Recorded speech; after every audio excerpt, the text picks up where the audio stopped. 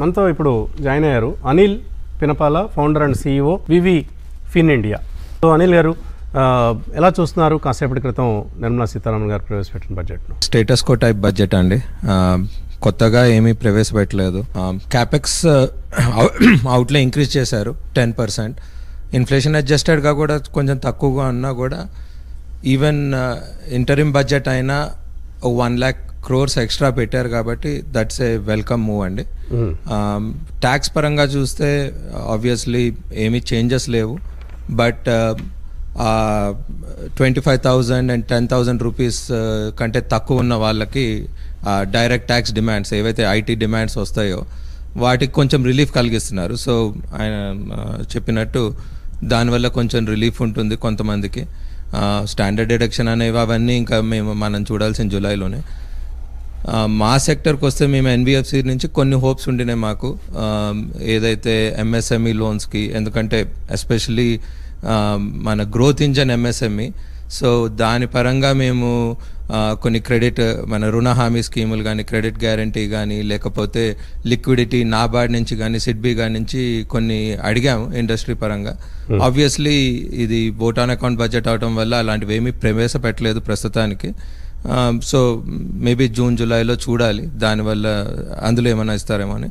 ఒకటైతే నేను నోటీస్ చేసిందండి, మనకి ఇన్నోవేషన్కి ఒక స్పెసిఫిక్ జై అనుసంధానాన్ని పెట్టారు.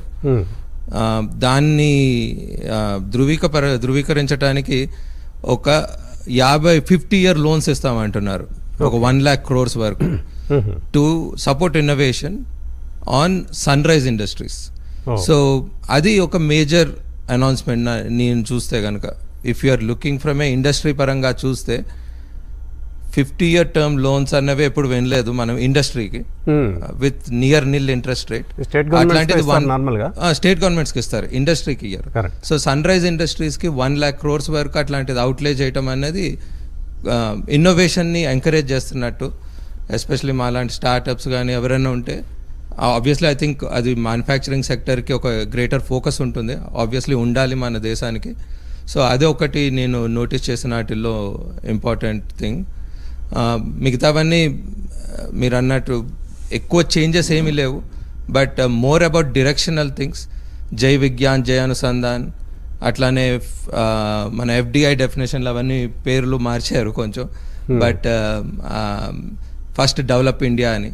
సో అలాంటివి చూసాం కానీ మిగతావన్నీ కొత్తగా ఏమీ లేవు, బట్ జూలైలో మనం చూడాలి ఏం ఇంప్రూవ్మెంట్స్ ఉంటాయి. సో ఓవరాల్గా ఇందాక కుటుంబరావు 10 out of 10 మార్క్స్ ఇవ్వడం జరిగింది. సో మీరు ఎటువంటి మార్క్స్ ఇస్తారు అనిల్ గారు ఈ బడ్జెట్కి? నేను మరీ 10 out of 10 అనండి, ఎందుకంటే స్టేటస్ కో బడ్జెట్ కాబట్టి 8 out of 10 అట్లా పెడతాను. కొత్తగా ఏమీ లేదు. ఏమిటి ఎక్కడ ఆ 2 మార్కులు మిస్ అయ్యాయి? 2 మార్కులు మిస్ అయ్యానంటే అంటే ఇది ప్రోగ్రెసివ్ బడ్జెటే. ఒక రకంగా చూస్తే ఎలక్షన్ ఇయర్లో పాపులిస్ట్ మెజర్స్ తీసుకోవటం అనేది ఒక మేజర్ ట్రెండ్ సెట్టింగే. లేకపోతే ఎప్పుడు మనం చూసేది ఎన్నికల్ని చూసుకుంటూ పాపులిస్ట్ మెజర్స్ ఇంట్రడ్యూస్ చేస్తారు, అది చేయకపోవటం మంచిదే. కానీ కొత్తగా మనకేమీ స్కీమ్స్ ఏమీ రాలేదు, ఇండస్ట్రీ కొంచెం ఎదురు చూస్తున్నవి ఏమీ మనకి చేయూతనేమీ ఇవ్వలేదు. సో ఆ రకంగా నేను 8 out of 10 అంటున్నాను తప్పితే, ఎందుకంటే ఇది ఇంటరిమ్ బడ్జెట్, రిపోర్ట్ కార్డు మనకి జూలైలో వస్తుంది. మీరు చెప్పారు NBFC స్పేస్కి ఏమీ జరగలేదు ఈ బడ్జెట్లో అని. మరి బ్యాంక్ స్టాక్స్ అన్నీ ఏమో ఇవాళ బాగా పెరుగుతున్నాయి, PSU బ్యాంక్ స్టాక్స్ ముఖ్యంగా. ఏంటి NBFC స్పేస్ ఏం ఎక్స్పెక్ట్ చేసింది బడ్జెట్ నుంచి?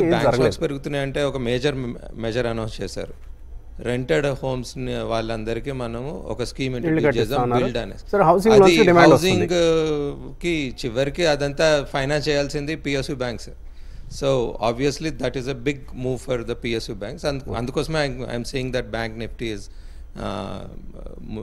ముందని చేసింది అండ్ అట్లా కంటిన్యూ అవుతుంది. రియాక్షన్ అనిల్ గారు మీ విషయం ఏంటి నెక్స్ట్ బడ్జెట్కి సంబంధించి? నెక్స్ట్ బడ్జెట్కి వస్తే అండి, already manufacturing should be a big focus, అది కుటుంబరావు గారు చెప్పారు. మేక్ ఇన్ ఇండియా ఉంది, కాకపోతే నేను ముందు కూడా చెప్పింది మన కంట్రీకి గ్రోత్ ఇంజన్ ఎంఎస్ఎంఈస్, అండ్ ఎంఎస్ఎంఈస్కి క్రెడిట్ అన్నది ఉపలబ్ధిపరచటము అది మేజర్ ఇనిషియేటివ్ ఉంటుంది అనుకుంటున్నాను. దట్ వాజ్ మా ఎక్స్పెక్టేషన్ కూడా. సో ఎంఎస్ఎంఈస్కి ఇప్పుడు లోన్స్ ఇస్తున్నది బ్యాంక్స్ ఉన్నా కూడా ఎన్బిఎఫ్సిస్, ఫిన్టెక్ సంస్థలు చాలా వరకు వాళ్ళకి ఈ రుణాలని ప్రొవైడ్ చేస్తున్నాము. సో ఎంఎస్ఎంఈ ఫోకస్ పెట్టుకొని వాళ్ళకి ఫైనాన్షియల్గా అసిస్టెన్స్ ఇచ్చే సంస్థలకు కూడా చాలా స్కీమ్స్ అనౌన్స్ చేస్తారని, 2 రకాలుగా ఎంఎస్ఎంఈస్ని ప్రోత్సహిస్తూ స్కీమ్స్, వాళ్ళకి వాళ్ళని సక్సెస్ఫుల్ చేయడానికి దానికి కావాల్సిన క్రెడిట్ ప్లాన్స్ అన్నీ ఉంటాయని మేము హోప్ చేస్తున్నామండి నెక్స్ట్ బడ్జెట్కి. ఎంఎస్ఎంఈ ఆల్రెడీ ప్రయారిటీ సెక్టర్ అది, అండ్ క్రెడిట్ గ్రోత్ కూడా బాగా ఉంది. ముద్రా స్కీమ్స్ అని మరొకటని చక్కగా లోన్స్ ఇస్తూ వెళ్తున్నారు. ఇప్పుడు మహిళా ముద్రా స్కీమ్ కూడా ప్రకటించారు. అవన్నీ బ్యాంక్స్ వరకు వాటికి స్పెసిఫిక్ స్కీమ్స్ ఉంటాయండి. అండ్ ఉట్టి ఎక్విప్మెంట్ ఫైనాన్సింగ్కి వాటికి ఉంటాయి.